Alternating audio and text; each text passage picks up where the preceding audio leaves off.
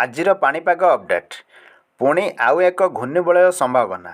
ଆଜି ଆଉ ଏକ ଘୂର୍ଣ୍ଣିବଳୟ ସୃଷ୍ଟି ହେବା ନେଇ ପୂର୍ବାନୁମାନ କରିଛି ପାଣିପାଗ ବିଭାଗ। ବର୍ତ୍ତମାନ ଟ୍ରପ୍ ଲାଇନ୍ ପ୍ରଭାବରେ ରାଜ୍ୟରେ ମେଘୁଆ ପାଗ ସହ ହାଲୁକା ବର୍ଷା ଲାଗି ରହିଛି।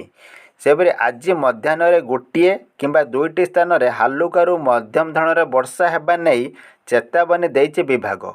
ସେହିପରି ଆହୁରି ଦିନେ କିମ୍ବା 2 ଦିନ ଯାଏଁ ବିଜୁଳି ଘଡ଼ଘଡ଼ି ସହ ବର୍ଷା ସମ୍ଭାବନାକୁ ନେଇ କିଛି ଜିଲ୍ଲାକୁ ୟେଲୋ ୱାର୍ଣ୍ଣିଂ ଜାରି କରିଛି ଆଞ୍ଚଳିକ ପାଣିପାଗ କେନ୍ଦ୍ର।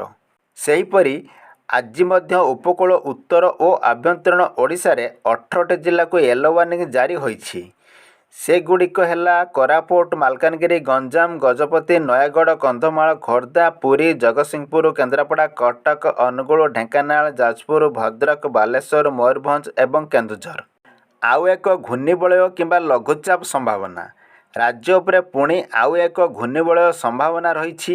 ସେହିଭଳି ଆଜି ମଧ୍ୟ ଘୂର୍ଣ୍ଣିବଳୟ ସୃଷ୍ଟି ହେବା ନେଇ ଆକଳନ କରିଛନ୍ତି ପାଣିପାଗ ବିଜ୍ଞାନୀ।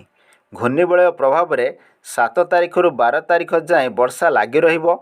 କେନ୍ଦ୍ରୀୟ ବଙ୍ଗୋପସାଗରରେ ଘୂର୍ଣ୍ଣିବଳୟ ସୃଷ୍ଟି ହେବାର ସମ୍ଭାବନା ଥିବା ବେଳେ ବିଶେଷ କରି ଉତ୍ତର ଓ ଉପକୂଳ ଓଡ଼ିଶାରେ ବର୍ଷାର ପ୍ରଭାବରେ ରହିବ।